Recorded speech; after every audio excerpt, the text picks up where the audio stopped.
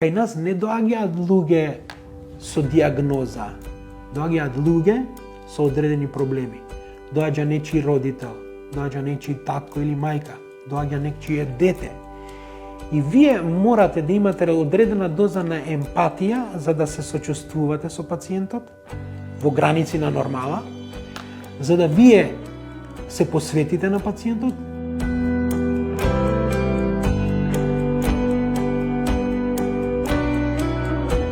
Еластографија представува една ултразвучна сонографска метода или ехо метода позната кај народот, која што ни овозможува да ја мериме цврстината на ткивото или она подрече кое го гледаме на ехо. Што тоа значи? Тоа значи дека ако негде во некој орган при гледање на ехо видиме некоја промена, самиот апарат има можност да направи еластографија, односно програма која ни овозможува да ја мериме цврстината на таа промена која сме ја виделе, или еластичноста. Сега зашто е тоа многу битно? Битно е бидејќи секоја она промена која има тенденција кон зголемување на цврстината е суспектна за малигнитет.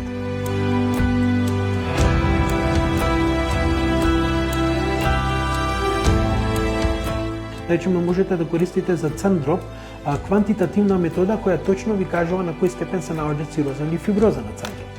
Така да оваа еластографија како многу нас ни помага сега да бидеме попрецизни во диагнозата.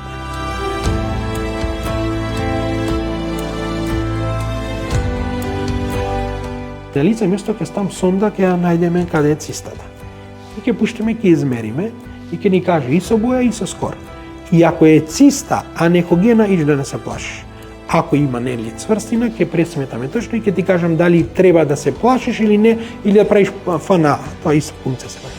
Меѓутоа, тоа не е 100% преглед, пошто ја не гледам ехо на дојки, ама од прилика промените се тие.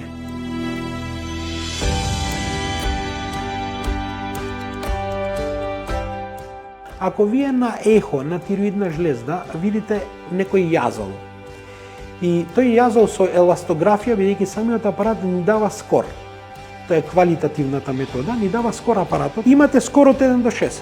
До 3 зборуваме за помала цврстина, на 3 за поголема цврстина.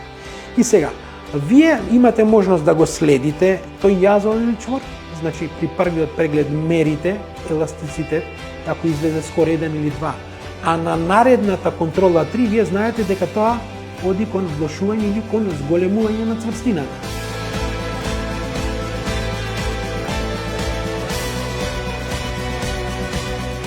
И мислам дека мотивот или тригер факторот за да постојано одам напред е тоа.